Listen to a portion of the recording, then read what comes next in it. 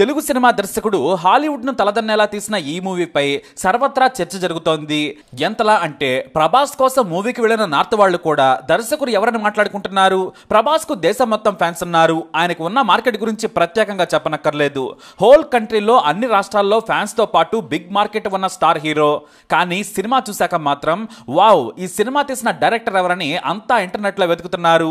తీసింది 3 సినిమాలు మాత్రమే, కానీ ఇప్పుడు కల్కితో ఎక్కడికో తెలుగు సినిమాను దేశం మెచ్చుకునేలా తీశాడు నాగ్ అశ్విన్. కానీ అతను మెల్లిగా కెరీర్ మొదలు పెట్టాడు. ఎంతలా అంటే ఓనమాల నుంచి నేర్చుకోవాలనుకున్నాడు నాగ్ అశ్విన్. అంతకంటే ముందే న్యూయార్క్ ఫిల్మ్ అకాడమీ నుంచి ఫిల్మ్ డైరెక్షన్ లో శిక్షణ కూడా తీసుకున్నాడు.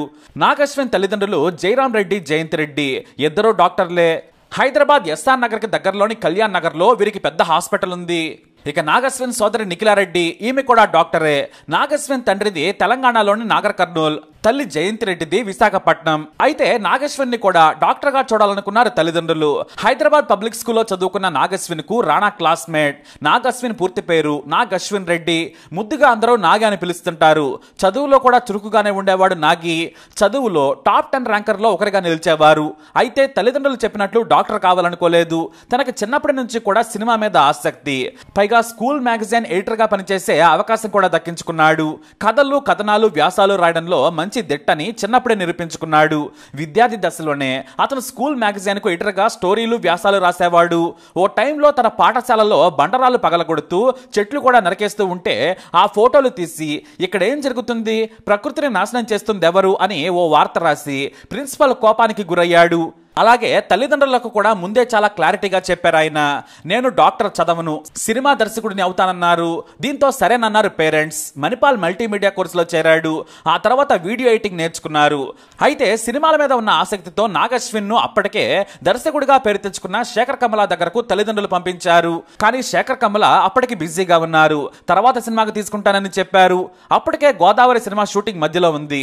ఇంతలో మంచు మనోజ్ మూవీ నేను మీకు తెలుసా సినిమాకు అసిస్టెంట్ డైరెక్టర్ గా పనిచేసే తెలిసిన వారి ద్వారా అవకాశాన్ని అందిపుచ్చుకున్నారు. అయితే ఆ సినిమాకు గాను 4,000 రూపాయలు వచ్చాయి. అదే నాగ్ అశ్విన్ మొదటి సంపాదన. ఈ మూవీ పూర్తి కాగానే శేఖర్ కమల అవకాశం ఇచ్చారు. లీడర్, లైఫ్ ఈజ్ బ్యూటిఫుల్ సినిమాలకు ఏడీగా పనిచేశారు నాగ్ అశ్విన్.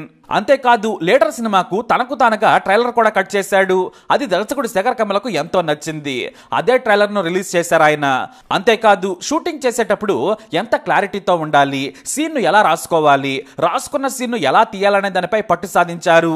అలాగే పెద్ద టీం ఉన్నా కూడా హడావిడి లేకుండా సినిమా ఎలా తీయొచ్చో శేఖర్ దగ్గర నేర్చుకున్నారు. అయితే స్నేహితుల ద్వారా యాడ్స్ తీసే అవకాశం నాగ్ అశ్విన్ కు దక్కింది. శేఖర్ కమల నుంచి నేర్చుకున్న పాఠాలతో యాదోంకి భరత్ అనే ఇంగ్లీష్ లఘు చిత్రాన్ని నాగ్ అశ్విన్ డైరెక్ట్ చేశారు. ఈ చిత్ర కథ నచ్చడంతో ప్రియాంక దత్ ఈ చిత్రానికి నిర్మాతగా పనిచేశారు. ఈ చిత్రం కాస్త కేన్స్ షార్ట్ ఫిల్మ్ కార్నర్ కోసం ఎంపికైంది. దీంతో నాగ్ అశ్విన్ జీవితం టర్న్ అయిపోయింది.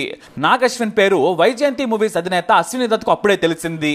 ప్రియాంక కొన్ని యాడ్స్ ను తీసే క్రమంలో నాగ్ అశ్విన్ తో కలిసి పనిచేశారు. ఆ సమయంలోనే వారు సినిమా తీసే ఆలోచనలో ఉండగా కొత్త వారికి అవకాశం ఇద్దామనుకున్నారు.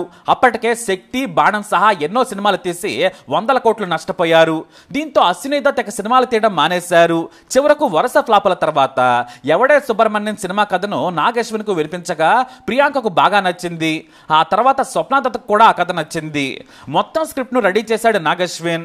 ఇదే కథను అశ్విని దత్ కు చెబితే సినిమాలు వద్దు, ఏమి వద్దు, ఇప్పటికే చాలా పోగొట్టారు, ఇంకేమి చేయకండి అన్నారు. వాస్తవానికి ఒక్క శక్తి సినిమా చాలు, మొత్తం ముంచేసింది. ఆ తర్వాత తీసిన ఏ సినిమా కూడా హిట్ కాలేదు. సినిమాలు మానేద్దామని అశ్విని దత్ చెప్పారు. అప్పటికే చిరంజీవితో, పవన్ కళ్యాణ్ తో తీసిన జై చిరంజీవ, బాలు సినిమాలు కూడా నష్టాలు మిగిల్చాయి. అయితే నాగ్ అశ్విన్ చెప్పిన కథపై ప్రియాంకకు, స్వప్నకు బాగా నమ్మకం ఉంది. చివరకు అశ్విని దత్ పెద్దలుడు భార్గవ్ ప్రసాద్ జోక్యం చేసుకున్నారు. ఆ కుర్రాడు బాగా చెప్పాడు, బాగా కథ రాసుకున్నాడు, నేను ఆల్రెడీ అడ్వాన్స్ కూడా ఇచ్చేశాను, కాబట్టి ముందుకెళ్లాల్సిందేనని చెప్పాడు. దీంతో అయిష్టంగానే ఎవడే సుబ్రహ్మణ్యం సినిమాకు ఒప్పుకున్నారు ఆయన. కనీసం కథ కూడా మొత్తం వినలేదు. మీ ఇష్టం, పోతే మరో 3 కోట్లు నష్టం, వస్తుందేమో చూద్దాంలే, పోగొట్టండి అని చిరాకుగా మాట్లాడుతూ కూతుళ్లకు చెప్పారు అశ్విని దత్. ఆ క్రమంలోనే సినిమా బాధ్యత మొత్తం ప్రియాంక చూసుకున్నారు. బిజినెస్ ప్రమోషన్ స్వప్న చూసుకున్నారు. సినిమా షూటింగ్ కోసం హిమాలయాలకు కూడా వెళ్లారు. స్విట్జర్లాండ్ లో షూటింగ్ చేసి దాన్నే మౌంట్ ఎవరెస్ట్ గా చూపించే అవకాశం ఉన్నప్పటికీ కూడా సహజత్వానికి దగ్గరగా ఉండేలా తీయాలన్న సంకల్పంతోనే ఎంతో శ్రమించి హిమాలయాల్లో ఎవడే సుబ్రహ్మణ్యం షూటింగ్ చేశారు నాగ్ అశ్విన్. అయితే మధ్యలో బడ్జెట్ పెరగడంతో అశ్విని దత్ జోక్యం చేసుకొని కాంప్రమైజ్ కావద్దు, మొదలుపెట్టిన సినిమాను వైజయంతి బ్యానర్ మీద నిలబెట్టేలా తీయమని ఫ్రీ హ్యాండ్ ఇవ్వడంతో ఊపందుకుంది. ఆ సినిమా షూటింగ్ సమయంలో ప్రియా నాగశ్విన్ ప్రేమలో పడ్డారు. అప్పటికే ప్రియాంకకు పెళ్లి సంబంధాలు కూడా చూస్తున్నారు. అప్పుడే నాగశ్విన్ తన మనసులోని మాటను చెప్పేశాడు. నాకు పెళ్లి సంబంధాలు చూస్తున్నారు, కానీ మీరు చేసుకునేలా ఉన్నారు కాబట్టి మీరంటే నాకు ఇష్టమని ఎవడే సుబ్రహ్మణ్యం సినిమా సమయంలోనే ప్రపోజ్ చేసేశాడు. అప్పటికే ప్రియాంకకు కూడా నాగశ్విన్ మీద మంచి అభిప్రాయం ఏర్పడింది. ఎందుకంటే నాగశ్విన్ మితభాషి, అతిగా ప్రవర్తించడు, మోడర్న్ లైఫ్ అంటూ పిచ్చిగా మాట్లాడు, అవసరమైన మేరకే తన పరిధిలో తాను ఉంటాడని ఆమెకు తెలుసు. ఇద్దరి ఆలోచనలే కాదు, వ్యక్తిత్వం కూడా కలిసింది. ఆమె కూడా ఎస్ చెప్పింది. ఇక ఎవడే సుబ్రహ్మణ్యం సినిమా విడుదలకు సిద్ధమైంది. తన తండ్రి అశ్విని దత్ను చూడమని కోరారు ప్రియాంక. నేను చూడను, నాకు భయంగా ఉందని చెప్పారు ఆయన. అయితే అప్పటికే ట్రైలర్ చూశారు, బాగుందని అశ్విని దత్కు తెలుసు. అయినా వరుసగా 10 ఏళ్ల పాటు ఫ్లాపులు చూసి 100 కోట్లు పోగొట్టుకోవడంతో నిరాశలో ఉన్నారు ఆయన. చివరకు విజయవాడలో తనకు తానుగా వెళ్లి ఎవడే సుబ్రహ్మణ్యం థియేటర్లో చూశారు. ఆ మూవీ చూడగానే అశ్విని దత్కు సంతోషం వేసింది, ఆనంద బాష్పాలు వచ్చాయి. వెంటనే కూతుళ్లకు ఫోన్ చేసి మంచి సినిమా తీశారమ్మా, ఆ కుర్రాడు చాలా చక్కగా తీశాడని మెచ్చుకున్నారట. ఆ వెంటనే డైరెక్టర్ నాగశ్విన్ కు ఫోన్ చేసి సినిమా బాగా తీశావు, నేను అస్సలు ఊహించలేదు, సెట్స్ లో ఉన్నప్పుడు బాగా తీస్తున్నావని అనుకున్నాను, కానీ ఇంత గొప్పగా తీస్తావని ఊహించలేదన్నారు. ఎవడే సుబ్రహ్మణ్యం సినిమా సూపర్ హిట్ అయినందుకు అంతా సంతోషించారు. ప్రపంచంలోకెల్లా అత్యంత ఎత్తైన శిఖరమైన ఎవరెస్ట్ మీద -10 డిగ్రీల ఉష్ణోగ్రత వద్ద దాదాపు 40 రోజుల పాటు చిత్రీకరణ జరిపారు. ఎవరెస్ట్ శిఖరంపై చిత్రీకరణ జరుపుకున్న తొలి తెలుగు చిత్రంగా రికార్డులకు ఎక్కింది. ఇక నాగికి నంది అవార్డు కూడా తెచ్చిపెట్టింది. ఇక ఆ సమయంలోనే ప్రియాంక తన తండ్రికి ప్రేమ విషయం చెప్పింది. ఆయన మొదట ఒప్పుకోలేదు, ఎందుకంటే దత్తు గారికి కాస్త క్యాస్ట్ ఫీలింగ్ ఎక్కువ. కానీ ఈ రోజుల్లో అందరూ పెళ్లి చేసుకుంటున్నారు కదా అనుకున్నారు. ప్రియాంక తన నాగశ్విని తప్ప ఎవరిని పెళ్లి చేసుకోనని చెప్పడంతో సరేనన్నారు. ఎందుకంటే అప్పటికే పెద్ద కూతురు కూడా ప్రేమ వివాహం చేసుకుంది. ఇద్దరు కుల పట్టింపులు లేకుండా ప్రేమించి చేసుకున్నారు. అలా సినిమాను ప్రేమను ఒకేసారి ఎవడే సుబ్రహ్మణ్యం సినిమా షూటింగ్ సమయంలోనే ఎంచుకున్నారు. ఇక ఆ తర్వాత నాగశ్విన్ రాకతో నిజంగానే అశ్విని దత్ అదృష్టం కూడా మారిపోయింది. మహానటి సినిమాతో గొప్ప హిట్ కొట్టారాయన. ఎంతలా అంటే వైజయంతి మూవీస్ బ్యానర్ మళ్లీ నిలబడింది. 10 ఏళ్ల పాటు 100 కోట్లు పోగొట్టుకున్న అశ్విని దత్ చివరకు సినిమాలు మానేశారు. కూతుళ్లు తీస్తామన్నా కూడా వద్దనే పరిస్థితికి వచ్చారు. కానీ నాగశ్విన్ కు రైటింగ్ లో ఉన్న పట్టుతో పాటు ప్రియాంక స్వప్నాల ప్యాషన్ వారిని ముందుకు నడిపించింది. మహానటి సూపర్ హిట్ కావడంతో మళ్లీ అశ్విని దత్ యాక్టివ్ అయ్యారు. అప్పుడే నాగశ్విన్ ప్రియాంకలకు కొడుకు పుట్టాడు. నాకు మనవడినిచ్చావని అశ్విని దత్ ఎంతో మురిసిపోయారు. ఇక జాతిరత్నాల సినిమాకు సరదాగా director Anudeep KV comedy style చూసి నిర్మాతగా మారిపోయారు నాగశ్విన్. ఆ సినిమా కూడా సూపర్ హిట్ అయింది. ఆర్థికంగా నిలదొక్కున్నారు. అయితే తర్వాత ఏ సినిమా తీయాలి అనేదే ఇక్కడ ప్రశ్న. ఎన్నో కథలు రాసుకున్నా కూడా ఏవి కూడా నాగశ్విన్కు నచ్చడం లేదు. అలా కథలు రాస్తున్న సమయంలోనే మహాభారతానికి సైన్స్ ఫిక్షన్ జోడించి రాసుకున్న కథే కల్కి.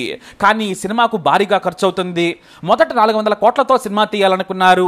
చివరికి అది 600 కోట్లకు చేరింది. ఎందుకంటే ప్రభాస్ మార్కెట్ మరింత పెరిగింది. రెమ్యూనరేషన్లకే దాదాపుగా 200 కోట్లు వెళ్ళినట్లు టాక్. అయినా కూడా 5 ఏళ్ల పాటు రాసుకున్న కథకు ఓ రూపం ఇచ్చి ప్రాజెక్ట్ కేను మొదలు పెట్టారు. అయితే ఈ సినిమా కథకు ప్రభాస్ ఒప్పుకున్నారు, కానీ అమితాబ్ బచ్చన్ ఒప్పించాల్సి వచ్చింది. కథ ఆయనకు నచ్చడంతో చివరకు ఒప్పేసుకున్నారు. పైగా 4 నెలల పాటు ఈ సినిమా షూటింగ్ లో పాల్గొన్నారు అమితాబ్ బచ్చన్. ఆ తర్వాత అమితాబ్ ఎంట్రీతో దీపిక కూడా నటించేందుకు ఒప్పుకున్నారు. ఇక విలన్ గా కమల్ హాసన్ చేసేందుకు బ్రతిమలాడాల్సి వచ్చింది. చివరకు ఏడాది తర్వాత కమల్ గ్రీన్ సిగ్నల్ ఇచ్చారు. కల్కి మొదటి పార్ట్ లో ఆయన కనిపించేది కొద్దిసేపే అయినా సెకండ్ పార్ట్ లో కర్ణ వర్సెస్ కలి ఉండొచ్చు. అంటే కలియుగం కలిని చంపడంతో అంతమవుతుంది. కర్ణుడి రూపంలో వచ్చిన ప్రభాస్ అంతం చేస్తాడన్నమాట. ఆ సమయంలోనే కల్కి అవతారం కూడా కనిపిస్తుందనే టాక్ కూడా ఉంది. ఇప్పుడు కల్కి సినిమా సూపర్ హిట్ అయింది. అన్ని భాషల్లోనూ హిట్ టాక్ తెచ్చుకుంది. 600 కోట్లు పెట్టి తీశారు. ఖచ్చితంగా 1500 కోట్లు వస్తాయని అంచనాలున్నాయి. ఎందుకంటే హిందీ మార్కెట్ శాటిలైట్ కి అలాగే డిజిటల్ రైట్స్ కే కేవలం 200 కోట్లు వస్తాయి. అంటే భారీ లాభాలతో వైజయంతి మూవీస్ దశాబ్ద కాలం పాటు పోగొట్టుకున్న డబ్బంతా కూడా సంపాదిస్తుందన్నమాట. కానీ అసలు విషయం ఇది కాదు. ఇప్పుడు వచ్చే డబ్బుల కంటే కూడా దేశం మొత్తం నాగశ్విన్ గురించే మాట్లాడుకుంటుంది. ప్రభాస్ కోసం అందరూ ఈ సినిమాకి వస్తున్నారు. కానీ మూవీ చూసిన తర్వాత నాగశ్విన్ ఎవరు అని ఉత్తరాదిన వారు ఇంటర్నెట్ లో తెగ సెర్చ్ చేస్తున్నారు. ఇప్పుడు నాగశ్విన్ రాజమౌళి సరసన చేరారా అంటే ఆశ్చర్యమే లేదు. గొప్ప కథకు గొప్ప మేకింగ్ తో సినిమాను వావనేలా తీశారు. తెలుగు సినిమా సత్తాను మరోసారి ఉత్తరాది వారికి చూపించారని చెప్పొచ్చు. అయితే సెకండ్ పార్ట్ మరింత రసవత్తరంగా తీసేందుకు సిద్ధమవుతున్నారు నాగశ్విన్.